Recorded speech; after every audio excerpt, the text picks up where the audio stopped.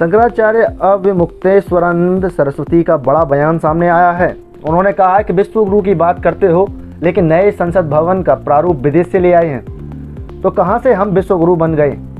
वहीं राम मंदिर निर्माण के बाद प्राण प्रतिष्ठा पर उन्होंने कहा कि अभी आधा अधूरा मंदिर है, ऐसे में कैसे प्रतिष्ठा हो सकती है। जब भगवान का पूरा घर बन जाएगा तभी तो उनकी प्रतिष्ठा होगी। वहीं हिंदू राष्ट्र पर भी उन्होंने कहा कि हिंदू राष्ट्र कैसा होगा, कोई उसका प्रारूप तो बताओ, अल्लाह करने से कुछ नहीं होगा। उन्होंने सवाल उठाते हुए कहा कि जो व्यक्ति आज की परिस्थिति से दुखी है, क्या वह हिंदू राष्ट्र बनने से सुखी हो जाएगा। वहीं धीरेन्द्र शास्त्री को लेकर उन्होंने कहा कि चमत्कार से काम नहीं चलता, प्रयास से होता है, चमत्कार से रोग दूर होते हैं। रीटेक। वहीं धीरेन्द्र शास्त्री को लेकर उन्होंने कहा कि चमत्कार से काम नहीं चलता है, प्रयास से होता है, चमत्कार से रोग दूर हो जाते तो 100 करोड़ रुपए से अस्पताल क्यों बनवा रहे हो। वहीं धर्मांतरण पर भी उन्होंने अपनी राय रखी और कहा कि धार्मिक कारणों से धर्मांतरण नहीं हो रहा है, बल्कि राजनीतिक कारणों से धर्मांतरण हो रहा है। धर्मांतरण का विरोध कोई धर्म का व्यक्ति नहीं कर रहा है, बल्कि राजनीतिक लोग अपने फायदे के लिए कर रहे हैं। इसके अलावा यूनिवर्सल सिविल कोड को लेकर उन्होंने कहा कि समान नागरिक संहिता के बारे में हमारे संविधान में ही अभिकथन किया गया है। समान नागरिक संहिता बनाने के नाम पर हम हिंदुओं के धर्म शास्त्रों की बहुत सारी बातों को हटाकर उनके स्थान पर कानून बना दिया गया है। पहले हिंदू कोड बिल के नाम पर तत्कालीन सरकार ये लेकर आई थी, जिसका व्यापक विरोध हुआ। उसके बाद छोटे छोटे टुकड़ों में उसको पास कराया गया। Bureau report, Madhyanchal today digital, Gwalior.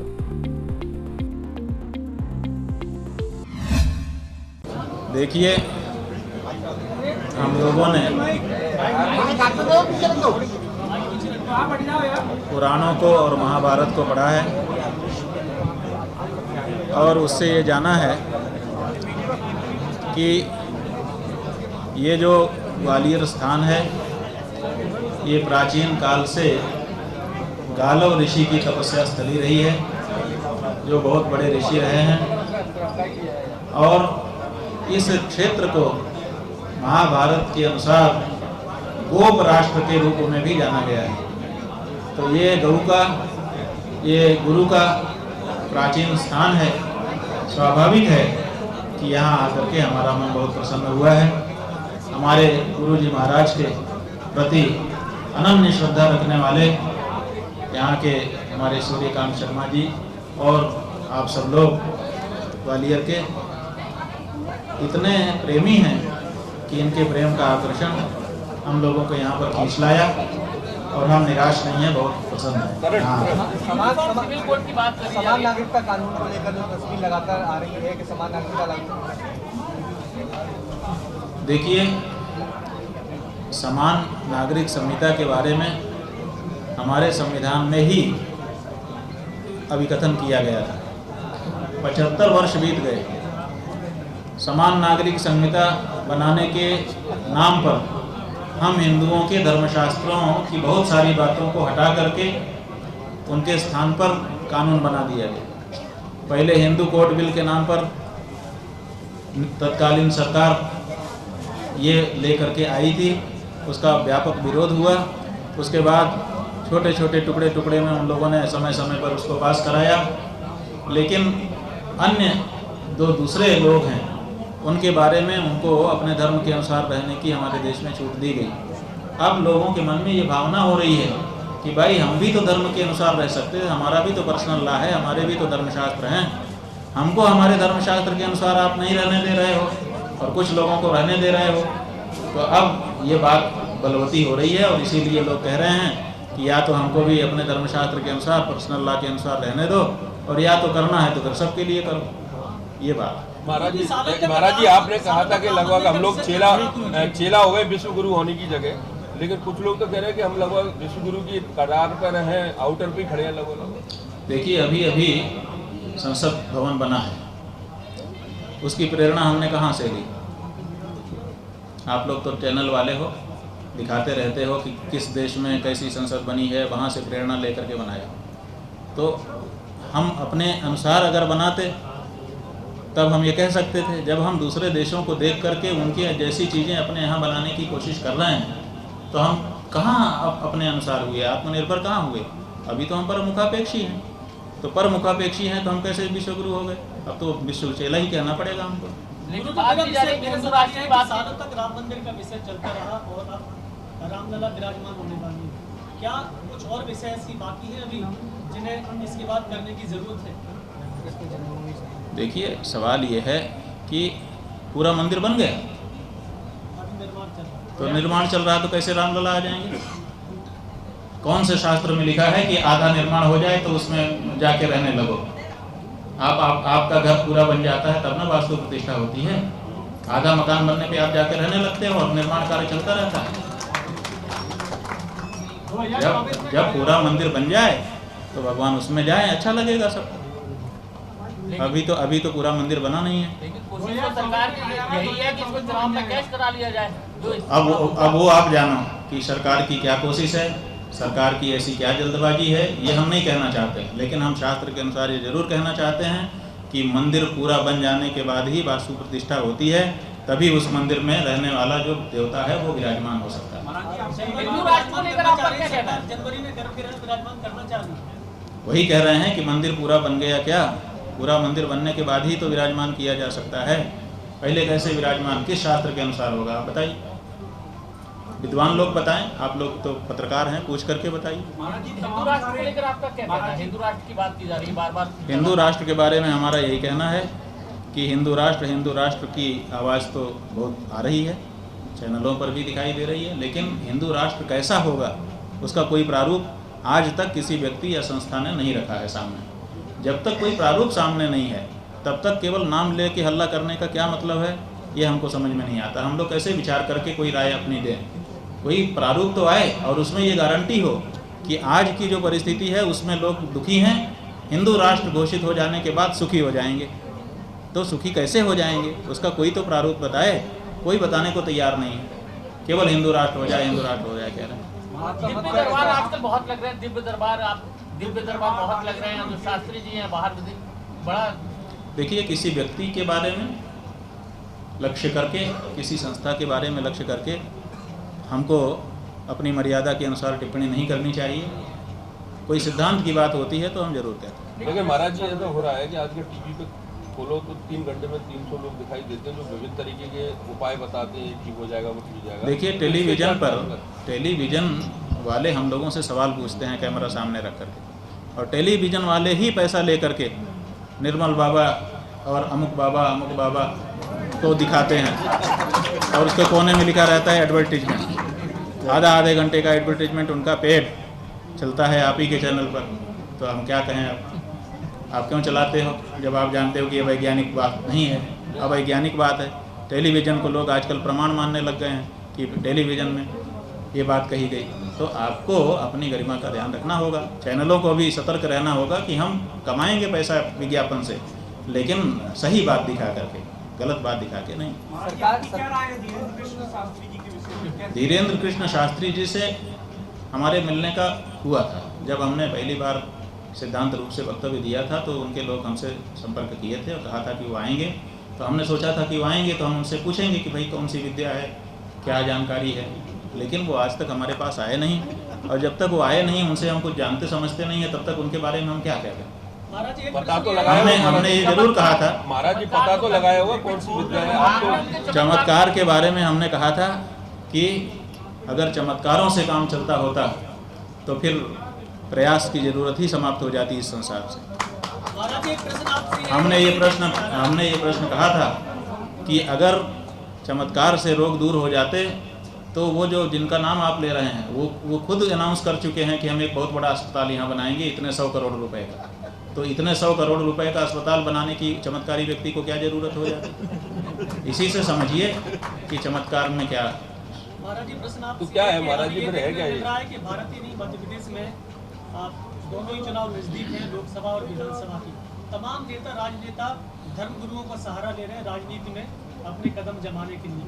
आइए, कहाँ तक सार्थक होने जा रहा है? देखिए, राजनेता क्या कोई भी व्यक्ति अपनी सफलता के लिए जो रास्ता उसको मिलेगा वो अपनाएगा। तो अगर कोई राजनेता किसी का साथ लेना चाह रहा है और उसको मिल रहा है तो हम इसको गलत कैसे कह सकते हैं। वो तो प्रयोग करना चाहेगा। ये तो हमारी आपकी बात है ना कि हम आप उपलब्ध हो जाएं कि ना हो जाएं उन चीज़ों के लिए। तो ये तो उन लोगों को सोचना होगा जो लोग मोहरा बन रहे हैं। अपनी गरिमा पे उनको स्थिर रहना चाहिए, अपना काम उनको करना चाहिए। महाराज जी, सरकार क्रांतिकारियों को पाठ्यक्रम में बढ़ाने का काम कर रही है। क्या संतों को भी पाठ्यक्रम में वीर सावरकर का पाठ्यक्रम जोड़ा जा रहा है मध्य प्रदेश में, पाठ्यक्रम में जोड़ा जा रहा है, विपक्ष विरोध कर रहा है, आपके मुताबिक क्या? भाई विरोध इसलिए कर रहा है कि आप राजनीतिक उद्देश्य के कारण वो पाठ बढ़ा रहे हैं।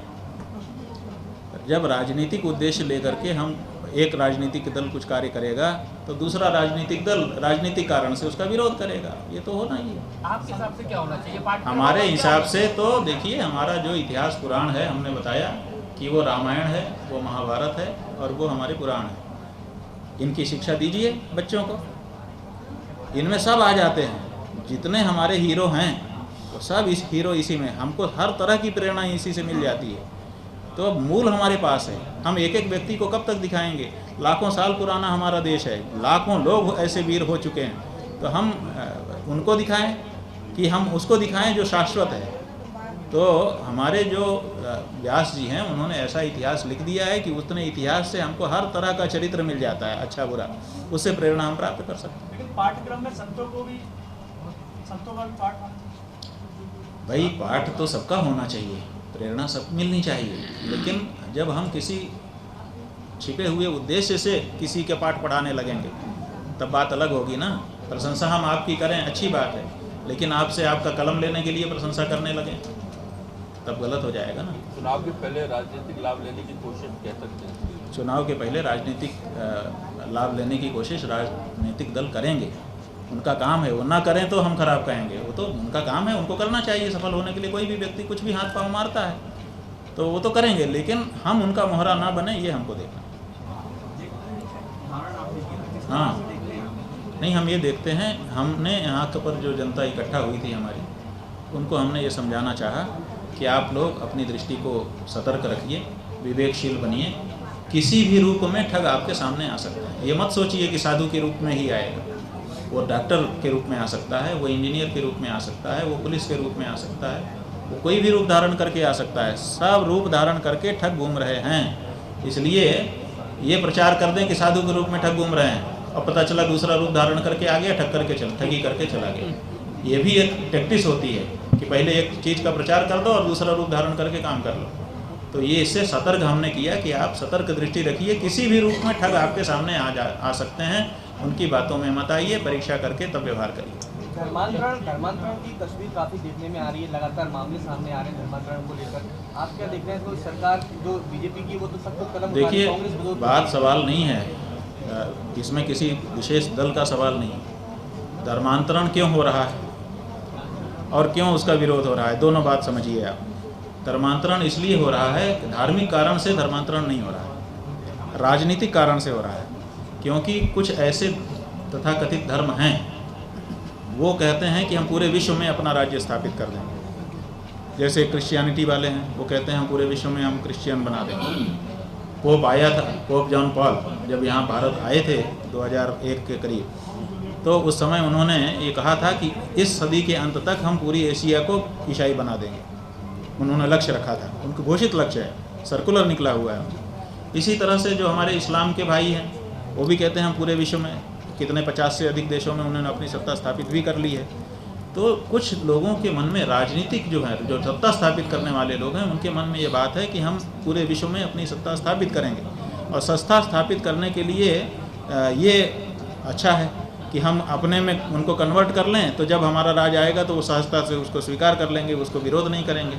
तो धार्मिक कारण से धर्मांतरण नहीं हो रहा है, राजनीतिक कारण से धर्मांतरण हो रहा है, पहली बात। दूसरे, इसका विरोध आप देखिए, जो धर्मांतरण हो रहा है उसका विरोध भी धार्मिक लोग नहीं कर रहे हैं, राजनीतिक लोग कर रहे हैं। अब आप ये समझिए कि धर्मांतरण हो रहा है तो धर्माचार्य को ज़्यादा समस्या होनी चाहिए ना, राजनेता को ज़्यादा समस्या हो रही है। उसके लिए तो किसी भी धर्म में रहो बराबर है, लेकिन वो इसलिए विरोध कर रहा है, वो भी धार्मिक कारण से विरोध नहीं कर रहा है, राजनीतिक कारण से कर रहा है कि जब हम इस धर्मांतरण का विरोध करेंगे तो इस देश की बहुसंख्यक हिंदू जनता समझेगी कि ये हमारे हित ऐसी हैं तो हमको वोट दे देगी। तो यहाँ तो धर्मांतरण भी राजनीतिक कारण से हो रहा है, धर्मांतरण का विरोध भी राजनीतिक कारण से हो रहा है। धर्म और धर्माचार्य तो इसमें कहीं लगते ही नहीं। क्यों तस्वीर थोड़े हो जाते हैं फिर सारी चीज़ें, इस स्थिति को लेकर समाज को क्या देख रहे हैं यहाँ पे लगातार ये मामले सामने आ रहे भाई इसीलिए हमने कहा ना कि आप आंखें खुली रखिए, सतर्क रहिए, किसी भी रूप में आपको ठगने वाला आ सकता है। तो हमारी जो बहन बेटियां ठगी जा रही हैं, बाद में उनको पीड़ा सहनी पड़ जा रही है, वो भी तो एक तरह की ठगी ही है ना। पहले उनको प्यार दिखाया, ठग लिया, अब उसके बाद उनके ऊपर अत्याचार कर रहा है। इसी सबसे तो हमने सचेत किया। संकेत में ही सब कुछ कहा जाता है, सब कुछ बहुत खोल के नहीं कहा जा सकता।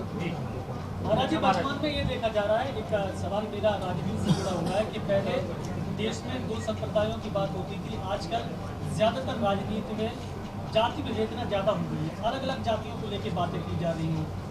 कोई सर्व जातियों मिला के एक संगठन बनाने की बात करता है, कोई कुछ जातियों को दरकिनार कर देता है। ये देश में देश की दशा और दिशा क्या होने वाली?